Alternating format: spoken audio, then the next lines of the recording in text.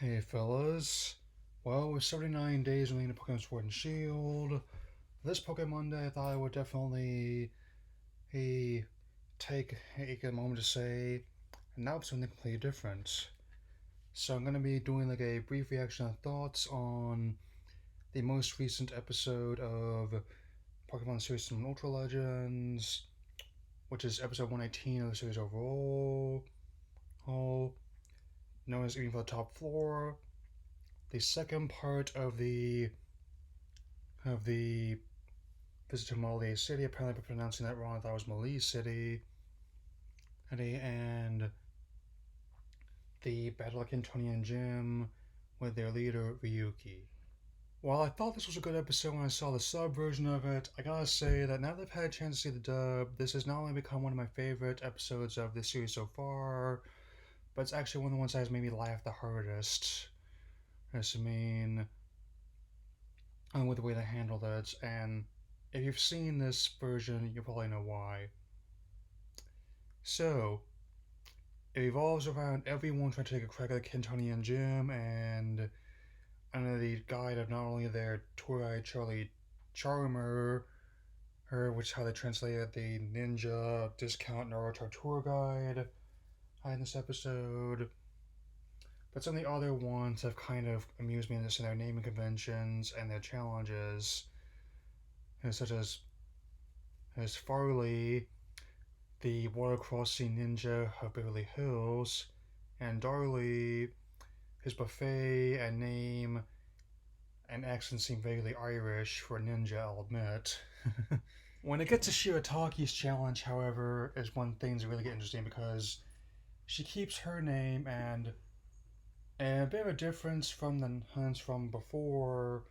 It's not the first time that Shuriken have been used as kind of comedic props. It still kind of weirds me out how able to get Ash down from the wall and fuse him without ripping his clothes, man. Because this time around, they redid the shurikens so they would be pink with suction cups on them.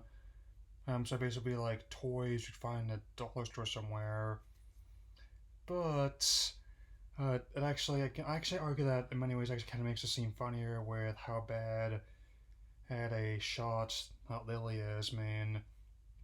Because it's one thing when you're doing that real shuriken, but if you're failing that hard with just basically toys, it's definitely kind of sad. Where I mean, even though they had cut, Roto getting hit as well as Kiawe's hair respawn, actually that made me laugh really hard just because of how they basically set this up as like for visitors to have fun with, and her aim is that bad with just basically party favors.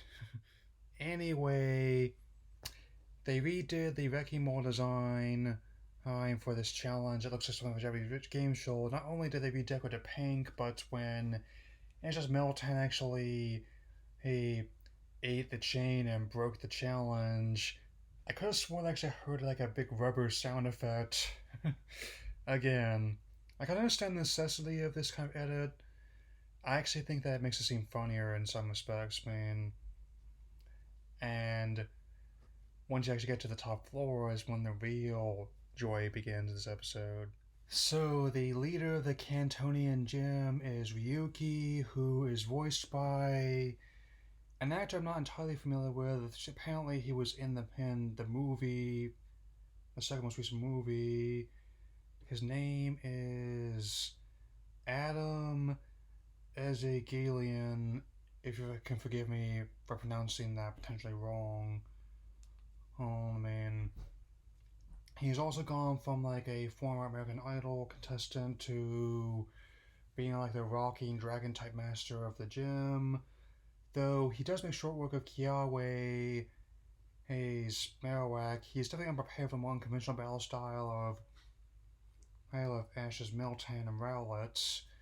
And even gives him an unofficial badge before they decide to bring the gyms back in Galar. I mean, I'm starting to see how they handle that. I'm already seeing what I from the footage I've been shown. It's kind of similar to combining the previous gyms well as more puzzle solving and other bits from the Island Challenge. So there's that.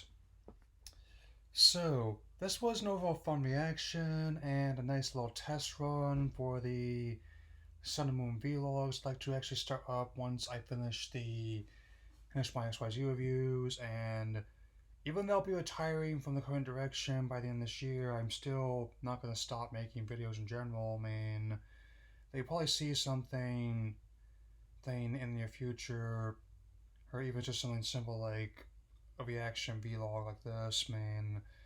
So, anyway, that's what I got to say for now.